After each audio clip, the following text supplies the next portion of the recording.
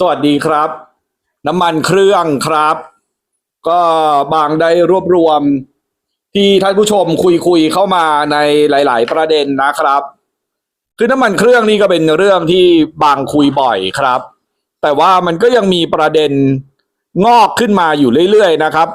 ประเด็นซ้ำๆบ้างประเด็นใหม่ๆบ้างนะครับก็มาเข้าเรื่องกันเลยแล้วกันสารเติมแต่งครับสารเติมแต่งก็พวกหัวเชื้ออะไรพวกนี้นะครับก็มีท่านผู้ชมหลายๆท่านก็ถามเข้ามาเช่นของลิควิดโมลี่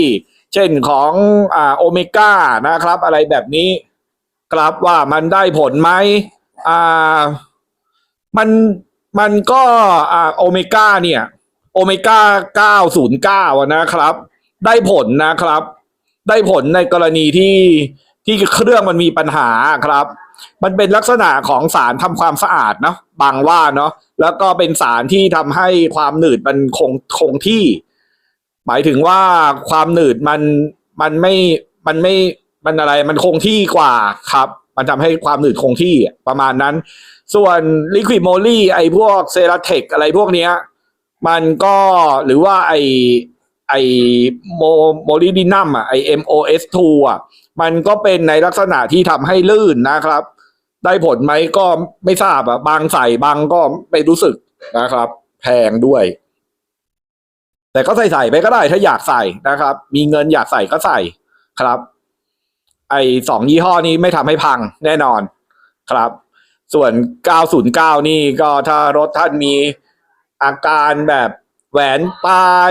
มียางเหนียวมีคราบสกปรกอะไรพวกนี้มันก็ทำความสะอาดได้ดีกว่าฟัดชิ่งเยอะครับต่อมาน้ำมันเครื่องนะครับน้ำมันเครื่องมันพร่องครับแล้วก็จะมันหาเบอร์เดิมๆไม่ได้นะครับเบอร์ที่พร่องไปไม่ได้จะเอาเบอร์อื่นที่มันใกล้เคียงเติมได้ไหมหรือว่าคนละยี่ห้อเติมได้ไหมก็ได้ล่ะครับนะครับแต่ว่าก็ไม่จำเป็นเนาะคือไหนๆมันพร่องไปแล้วก็ถ่ายมันไปเถอะครับน้ำมันเครื่องเนี่ยถ่ายทุก5,000 โลนะครับไม่เกิน5,000 โลครับมันพร่องไปแล้วก็ถ่ายมันไปเลยครับนะเพราะว่าท่านไปซื้อปลีกขวดไอกระป๋องหนึ่งกระป๋องลิตรมันไม่ใช่ถูกนะครับถ่ายมันทิ้งไปเลยครับนะครับอย่าคิดมากแต่ถามว่าได้ไหมมันก็ได้ครับก็ได้เผื่อไปทางไกลไม่สะดวกถ่ายอะไรเงี้ยก็เอาบ้าๆบอๆอะไรเติมไปก่อนก็ได้ครับแล้วพอกลับถึงที่ก็ค่อยถ่ายก็ได้นะครับต่อมาเป็นคำถามที่ว่าเบนซินนะครับอันนี้เป็นเบนซิน0W16 มันใสไปไหมบางท่านถามบางไม่ได้ครับบางไม่ได้เป็นวิศวกรที่ออกแบบมันนะครับถ้าคู่มือเขาบอกว่าให้ใช้ไอ้ 0W16 ครับมันก็ไม่ใสไปครับก็เหมาะสมคู่มือเขาบอกอะไรก็ตามนั้นแหละครับคือก็จะมีประเด็นว่าบางอู่บางร้านอะไรอย่างนี้เขาบอกว่า 0W16 มันใสไปให้ใส่เบอร์อื่นก็อย่าไปสนใจครับเขาไม่รู้เรื่องนะครับเขาไม่ใช่วิศวกรท่านเชื่อวิศวกรเชื่อคู่มือนะครับถ้าเขาบอกว่า0ให้ใส่ 0W16 ก็แสดงว่า 0W16 นั่นแหละครับมันเหมาะสมมันไม่ใสเกินไปครับไอ้ที่มันหนืดกว่านั้นคือมันไม่เหมาะสมครับนะต่อมาน้ำมันเครื่องนะครับของไทยกับของนอกมันต่างกันไหมบางนะครับคือมันก็คงต่างล่ะครับแล้ว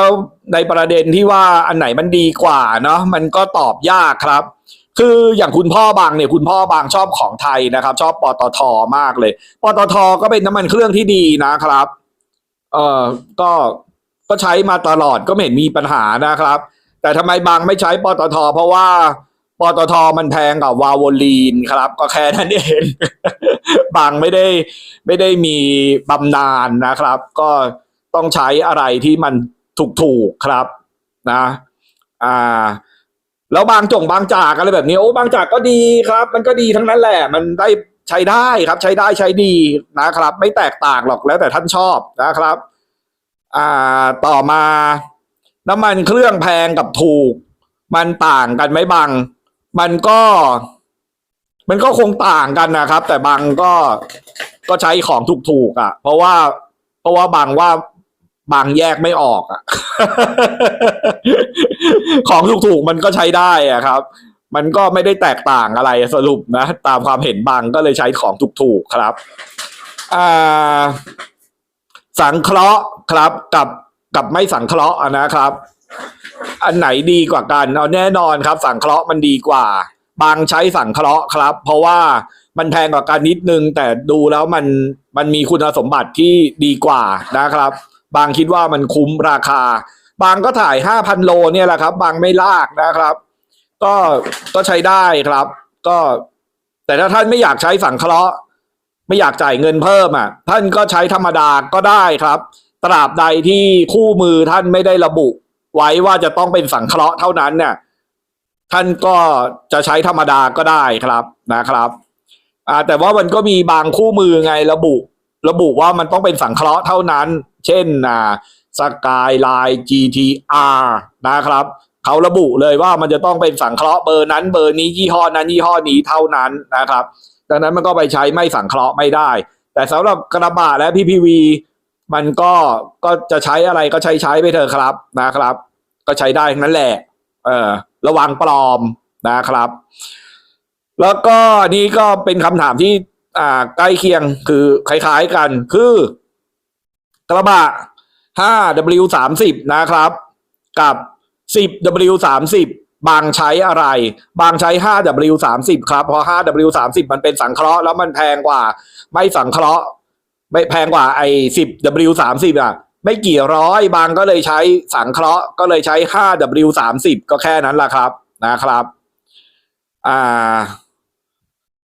ระยะนะครับระยะนี่โดยทั่วไปนะครับท่านไปดูในคู่มือท่านนะครับ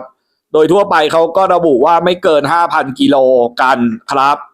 มันก็มีที่จะบอกว่าเขาจะแบ่งว่าการใช้งานหนักการใช้งานเบาอะไรแบบนี้ของไทยเราเนี่ยมันเป็นการใช้งานหนักนะครับดังนั้นมันก็ไม่เกิน 5,000 กิโลแต่ถ้าเป็นเมืองนอกในบางที่เนี่ยมันเป็นการใช้งานเบาก็อาจจะได้ถึง 7,000 10,000 โลอะไรอย่างเงี้ยก็แล้วแต่เขาระบุท่านต้องไปดูในคู่มือท่านนะครับแต่ส่วนตัวบางถ่ายก่อน 5,000 โลครับแล้วก็น้ำมันเครื่องนะครับจะจบแล้วน้ำมันเครื่องนะครับรถไม่ค่อยได้วิ่งครับคือวิ่งปีหนึ่งไม่กี่พันกิโลปีหนึ่งถ่ายทีหนึ่งได้ไหมได้ครับได้แต่อย่าให้เกินปีเลยนะครับเอาสักปีละครั้งนะครับสมมติว่าวิ่ง 3,000 โลอะไรอย่างเงี้ยก็ปีหนึ่งถ่ายก็ได้ครับนะครับมันก็ได้แหละไม่มีปัญหาคืออย่างนี้นะสมมติท่านวิ่งแค่ปีหนึ่ง 3,000-5,000 โลท่านต้องใช้กี่ปีครับกว่ามันจะถึง100,000 โลก็ต้องใช้ประมาณ20 ปีนะครับซึ่งท่านคงไม่ใช้ไปถึงวันนั้นอยู่แล้วหรือท่านใช้ไปถึงวันนั้นมันก็ไม่พังอยู่แล้วครับนะดังนั้นไอการที่รถมันวิ่งน้อยเนี่ยแต่ว่าอายุมันเยอะเนี่ยมันก็ไม่ค่อยต้องคิดอะไรมากหรอกครับคือท่านจะทำบ้าๆบอๆยังไงมันก็ไม่พังหรอกครับ ท่านจะถ่าย3 ปีครั้งเลยก็ได้ครับมันก็ไม่พังหรอกครับแต่ในทางทฤษฎีก็คือเอาสักปีละครั้งก็พอนะครับแต่3 ปี 5 ปีถ่ายก็ได้ครับเพราะว่ายังไงรถมันก็วิ่งน้อยมันไม่ทันพังหรอกครับนะประมาณนั้นแต่ก็นั่นนะเน้นย้ำนะแต่ก็ควรจะถ่ายทุกปีนะครับแค่บอกว่ามันไม่พังหรอกท่านอย่าไปคิดอะไรมากเอาประมาณนี้น่าจะพอนะครับขอบคุณครับสวัสดีครับ